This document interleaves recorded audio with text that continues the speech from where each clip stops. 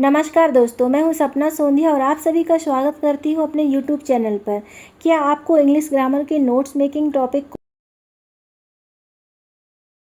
को समझने में परेशानी होती है? Are you finding a difficult to create effective notes?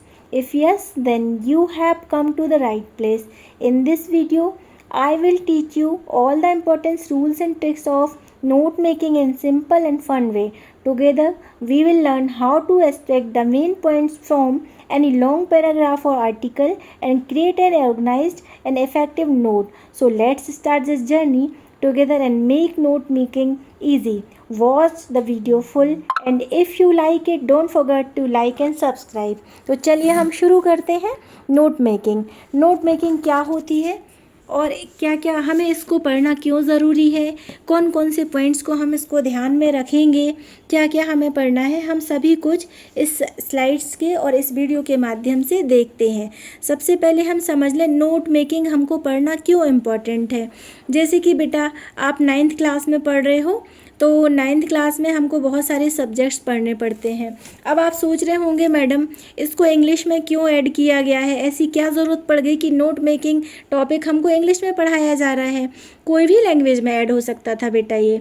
तो नोट मेकिंग चलिए जैसे कि अब हमें इंग्लिश में पढ़ना है तो इसका टारगेट ये है क्योंकि आपकी अब पढ़ाई थोड़ा सा बढ़ रही है तो आप किसी भी सब्जेक्ट के किसी भी टॉपिक्स को आप नोट्स के फॉर्म में कैसे क्रिएट कर सकें, नोट्स कैसे बना सकें। इंग्लिश में ही नहीं, इस नोट मेकिंग को अगर आप सीख जाते हैं तो हर सब्जेक्ट के नोट मेकिंग को कैसे बनाते हैं ये सारी चीज़ें हम इस नोट मेकिंग में सीखने वाले हैं।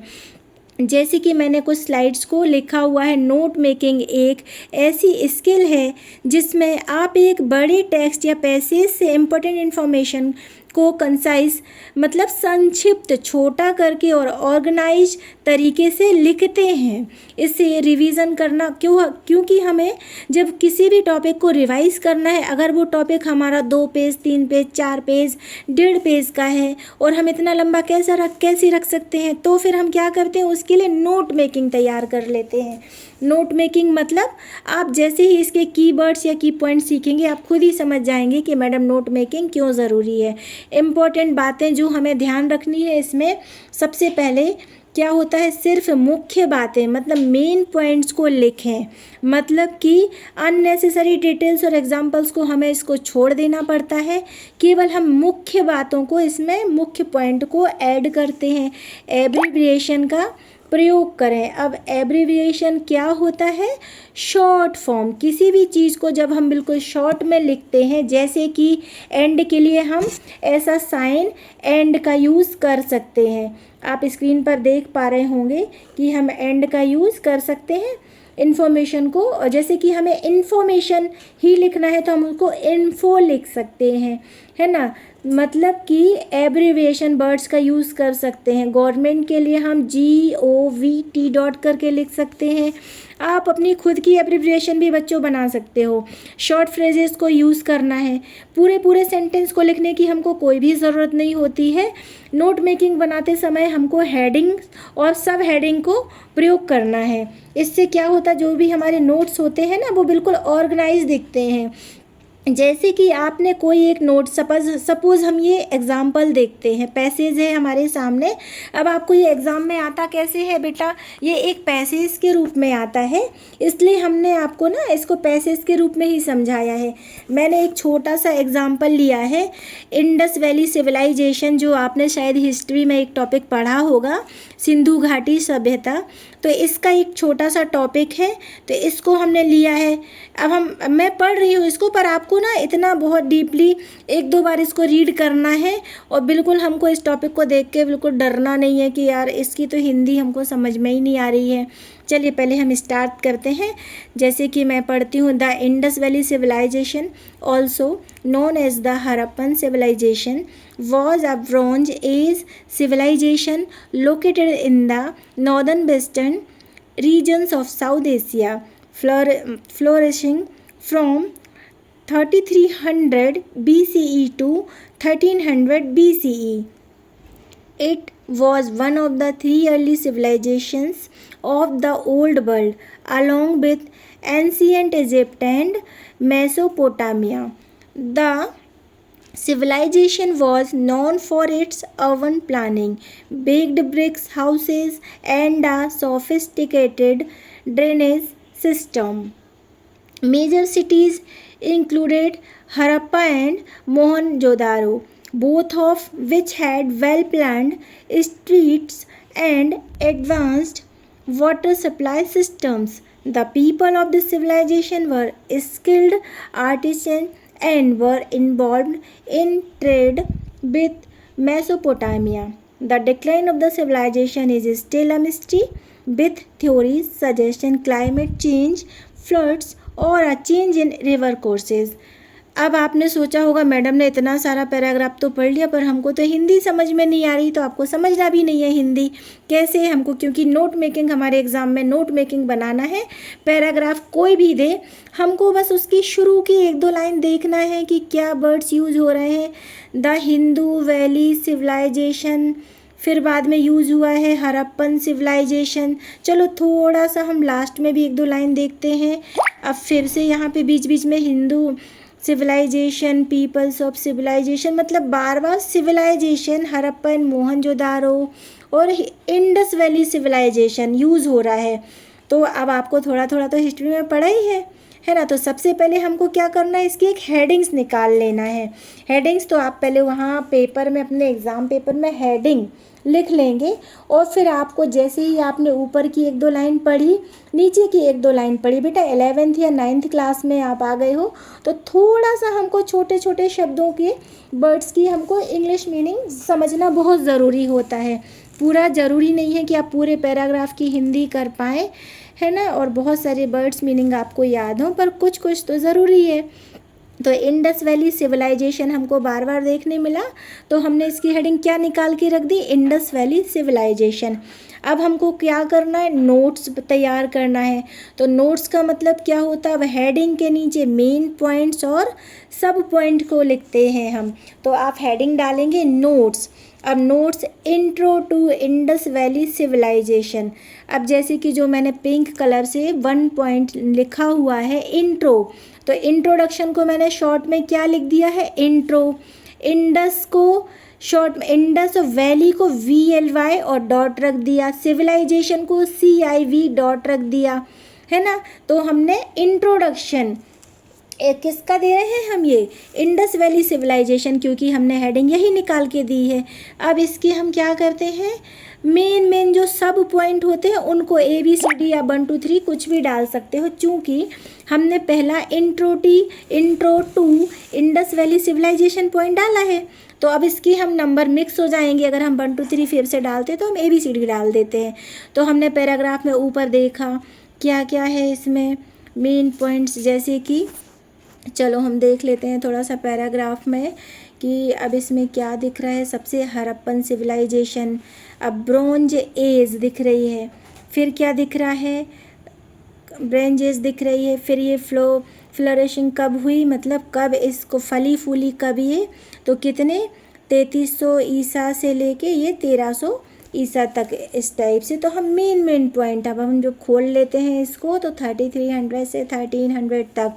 तो हमने इसका ABC 3 ही लिखना है हमको, क्योंकि आपका लगभग 3 से 4 नंबर का ही आएगा, है ना। तो bronze age civilisation, north west को हमने क्या लिख दिया, NW साउथ एशिया, बिल्कुल शॉर्ट में लिखा। फिर B पॉइंट लिख के अब हमको लिखना फ्लोरिस्ड कब हुई थी, 3300 डैश लगा के BC, बिल्कुल शॉर्ट। फिर C नंबर पे 1 of 3 ईयरली, इन्होंने देखिए स्पेलिंग्स के फॉर्म में यहाँ पे लिख के दिया है हमको, it was 1 of the 3 yearly. तो हम इट वॉज 1 of 3 ईयरली को देखिए हमने कैसे लिखा है, हमने लिखा है 1 of 3 ईयरली, और सिविलाइजेशन को शॉर्ट में लिख के CIVS डॉट ब्रैकेट में हमने लिख दिया अदर्स, इजिप्ट और मेसोपोटामिया। अब क्या करना हमको, देखिए पहले हमने टाइटल निकाला, फिर उसके बाद हमने हेडिंग्स डाली, और हेडिंग्स में हमने उसकी सिविलाइजेशन आपने लिख दिया Indus valley civilisation. Indus valley civilisation लिखने के बाद हमने उसके शॉर्ट से ABC बिल्कुल 3 छोटे छोटे से पॉइंट्स निकाल लिए। अब हम देखो, पहला हेडिंग या टाइटल, दूसरी हेडिंग्स हो गई, फिर तीसरा की फीट्स एंड सिटीज़। अब इसमें हमने सिटीज़ क्या क्या पढ़ा है, तो हमको ABC या A डालने हैं। आप ABC 1 2 3 नहीं भी तो आप जो भी डालना चाहें, ज़रूरी नहीं है कि बेटा मैंने पहले A डाला 1 2 3 डाला फिर V। आप इसको डायरेक्ट रोमन में या 1 2 3 या ABCD में लिख सकते, नॉन फॉर और डैश लगा दीजिए। अब इसमें अर्बन प्लानिंग्स हो रही थी उस समय सिविलाइजेशन में, baked brick houses, sophisticated drainage system, ये सारा कुछ इसमें दिया हुआ। देखिए पैराग्राफ में देखिए ये दिया हुआ है इजिप्ट एंड मेसोपोटामिया। अब अपन ने कहाँ से लिखा है, अर्बन प्लानिंग, ये लिखा अर्बन प्लानिंग। फिर हमने दूसरे पॉइंट में लिख दिया बेक्ड ब्रिक्स हाउसेज। तीसरे पॉइंट में हमने लिख दिया सोफिस्टिकेटेड ड्रेनेज सिस्टम। उसके बाद हमने क्या लिख दिया, major cities Harappa and Mohenjodaro थी। उस समय जो मेजर सिटीज़ क्या हड़प्पा और मोहनजोदारो बहुत जानी जाती थी। अब यहाँ पे मैंने 3 लिखे हैं, 4 लिखे, आप क्या कर सकते थे, आप यहाँ पे 3 जरूरी नहीं मैंने 5 लिखे, आप 3 भी लिख सकते हो। आपको देख लेना है 3 नंबर या 4 नंबर का है। अब देखिए एडवांस्ड वाटर सप्लाई ऊपर लिखा हुआ है। देखिए पैराग्राफ पे वापस से हम आते हैं, कहाँ पे लिखा हुआ है ये, advance water supply civilisation known for its urban planning. ये अभी हमने इसको लिख लिया है, people of this civilisation were skilled. चलिए आगे लिखा हुआ है एडवांस वाटर सप्लाई, ये लिखा वाटर सप्लाई सिस्टम, और देखिए ये लिखा हुआ है एडवांस्ड। तो एडवांस को हमने इधर पे क्या लिख दिया है, हमने लिख दिया है AD और डॉट करके, और वाटर सप्लाई तो एडवांस मतलब आपको जो वर्ड्स है ना, आप उसका एब्रिविएशन फॉर्म मतलब छोटा सा शॉर्ट फॉर्म लिख सकते हैं। तीसरा हमने ऑक्यूपेशंस एंड ट्रेड। अब हमने बता दिया है कि इस समय कौन सा ऑक्यूपेशन और ट्रेड क्या चलते थे शॉर्ट फॉर्म में। स्किल्ड आर्टिसन मतलब वो स्किल्ड होते थे लोग। ट्रेड ट्रेड किस किस के बीच में चलता था, तो मेसोपोटामिया, जो भी वहाँ लिखा हुआ है। डिक्लाइन, अब decline reason still a mystery, decline क्या करती है, थ्योरीज इसकी, climate changes, floods, river courses, सारा कुछ इसमें दिया है। देखो बेटा सारा कुछ, आप किस पॉइंट्स को देखिए, द डिक्लाइन ऑफ सिविलाइजेशन, तो आपने द डिक्लाइन लिख के डैश लगा देना है, और फिर किस किस को डिक्लाइन किस किस की होती है, civilisation is still a mystery. फिर दूसरे में आप लिख सकते हो क्लाइमेट चेंजेस, तीसरे में आप लिख सकते हो change in river course, floods, कुछ भी लिख सकते हो, केवल पॉइंट्स वही कीवर्ड्स आपको उठाने हैं जो आपके पैराग्राफ में हैं, बस उनको छोटे छोटे बिंदुओं में ऐड करते हुए आपको लिख देना है। उसके बाद क्या करना है, एब्रीविएशन कीज़। अब एब्रीविएशन कीज़ क्या होता है, 3 पॉइंट नोट्स के नीचे एब्रीविएशन समझाने से आसान हो जाता है, क्योंकि सपोज़ आपने जैसे कभी भी आपने सपोज़ साइंस के नोट्स बना कर रखे, अब आपने लिख लिया, अब आप भूल गए ये VLY क्या है, VLY क्या है, तो जब आप कोई भी नोट्स बनाएं, जैसे अभी तो हम इस टॉपिक का बना रहे हैं इंडस वैली सिविलाइजेशन, तो वैली के लिए हमने यूज़ किया है VLY और डॉट लगा दिया, सिविलाइजेशन के लिए हमने यूज़ किया CIV। तो आपको जितना जो भी आप शॉर्ट फॉर्म जिस शब्द का जिस वर्ड का यूज़ कर रहे हैं उसके आपको शॉर्ट फॉर्म, आप इसको ऐसे भी लिख सकते थे, वैली और डैश करके VLY उसका शॉर्ट फॉर्म। ज़रूरी नहीं है कि पहले शॉर्ट फॉर्म एब्रीविएशन लिखें फिर उसकी डिटेल वर्ड लिखें, no it is not necessary. आप पहले वैली भी लिख सकते हैं, डैश लगा के VLY। बस ये इसलिए लिखे हैं कि आपको याद रहे, एग्ज़ाम टाइम में आपके पास टाइम नहीं रहेगा सोचने के लिए कि VLY का मतलब क्या होता है, NW का क्या मतलब है, FEAT का क्या मतलब है, सिस्टम के लिए आपने शॉर्ट फॉर्म एब्रीविएशन क्या बनाया था। तो जब आप नोट मेकिंग बनाते हैं ना, तो उसका टाइटल तुरंत निकाल के रख लिया, फिर हेडिंग दे दी, कुछ सब हेडिंग दे दी, पैराग्राफ में जो जो मेन पॉइंट्स आपको लग रहे हैं वो डिटेल दे दी, और फिर आपको एक हेडिंग्स डालनी है। एब्रीविएशन का मतलब होता है शॉर्ट फॉर्म। तो बेटा जब भी अपना जब नोट मेकिंग बनाएंगे तो वहाँ पे आपको ये लिखना नहीं है शॉर्ट फॉर्म, आप क्या वर्ड यूज़ करेंगे, एब्रीविएशंस की, आपको यही लिखना है एब्रीविएशन कीज़। और फिर आपको एब्रीविएशन 5 से 6 7 8 जितना आप लिख रहे हो, मैक्सिमम 10 इतना आप लिख के रख लीजिए। एग्ज़ाम में आप 5 6 लिख सकते हैं। फिर अब अच्छा चलिए कुछ इम्पोर्टेंस आपके जो टिप्स वो भी बता देती हूँ कि आपको प्रैक्टिस किसकी करना है। वैसे आपको वीडियो को देखकर ये समझ में तो आ गया होगा कि नोट मेकिंग क्या है। बिल्कुल ईजी होता है। आपको एग्ज़ाम में कोई भी एक पैराग्राफ दे दिया जाएगा जिसमें आपको बोल दिया जाएगा कि नोट मेकिंग तैयार करें, make a note making about this paragraph here after reading this passage. आपको एक पैसेज या पैराग्राफ दे दिया जाएगा और जिसमें बोल दिया जाएगा कि find out the title also and make note making या प्रिपेयर अ नोट मेकिंग। तो नोट मेक आपको मतलब नोट्स बनाना। तो आपको क्या करना है, सबसे पहले आप हेडिंग डाल देंगे नोट मेकिंग, उसके बाद आपको साइड हेडिंग डाल देना है टाइटल। पैराग्राफ की ऊपर की 2 लाइन, लास्ट की 2 लाइन पढ़ करके आप टाइटल डिसाइड करके लिख लेंगे टाइटल, उसको हाईलाइट्स कर दीजिएगा। फिर आप डालेंगे हेडिंग्स। तो आपको पूरे पैराग्राफ में 3 या 4 हेडिंग छांट लेनी है, उनको लिखना है। और उन्हीं जो हेडिंग 4 हेडिंग छांटी है उनकी सब हेडिंग भी ABC करके लगभग 2-2 3-3 पॉइंट लिख देना है। सबसे पहले टाइटल, हेडिंग, सब हेडिंग और फिर एब्रीविएशन की, ताकि आपने जो हेडिंग्स या सब हेडिंग्स में शॉर्ट फॉर्म एब्रीविएशन यूज़ किए हैं तो उसको एग्जामिनर जब आपका पेपर चेक करेगा। टिप्स भी हम देख लेते हैं प्रैक्टिस हमको कैसे करनी है। देखो इस तरीके से आप अपनी इंग्लिश या साइंस की टेक्स्ट बुक के चैप्टर्स के भी नोट्स मेकिंग तैयार कर सकते हैं। मैंने आपको वीडियो में पहले भी बताया था कि नोट्स मेकिंग हम क्यों पढ़ रहे हैं, ताकि हम किसी भी सब्जेक्ट के नोट्स तैयार कर सकें। पहले पूरा पैसेज हमको ध्यान से 1-2 बार रफली पढ़ लेना है। ध्यान से तो बोला है पर आपको इतना भी ध्यान नहीं लगाना है कि आप कम से कम एक पैराग्राफ पढ़ने में 15 से 20 मिनट, नो। अपने पास टाइम की लिमिटेशन रहती है। तो हमको अगर बहुत इंग्लिश समझ में नहीं आ रहा है या थोड़ा थोड़ा तो पैसेज समझ में आ रहा है तो आप ऊपर की 2-4 लाइन पढ़ लें, क्या क्या वर्ड्स आपको ईजी लगे हैं उनको थोड़ा सा देख लें और बस उससे टाइटल निकालें, हेडिंग निकालें, सब हेडिंग निकालें और एब्रीविएशन वर्ड्स लिख लें। बस थोड़ा सा आप उसको डेकोरेट करके हाईलाइट्स करके लिख देंगे तो आपके जितने भी मार्क्स उसके नोट मेकिंग के रहेंगे वो 100% मार्क्स आपके कवर हो जाएंगे। चलिए बच्चों, तो ये रहा आपका नोट मेकिंग और हम मिलते हैं नेक्स्ट वीडियो में।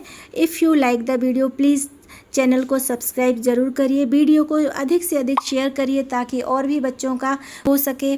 और कोई भी अगर वीडियो में आपको प्रॉब्लम समझ में आती है, कोई कमी लगती है तो आप मुझे कमेंट्स में ज़रूर बताएं, तो आने वाले वीडियो में कुछ सुधारने की कोशिश करती हूँ। Thank you.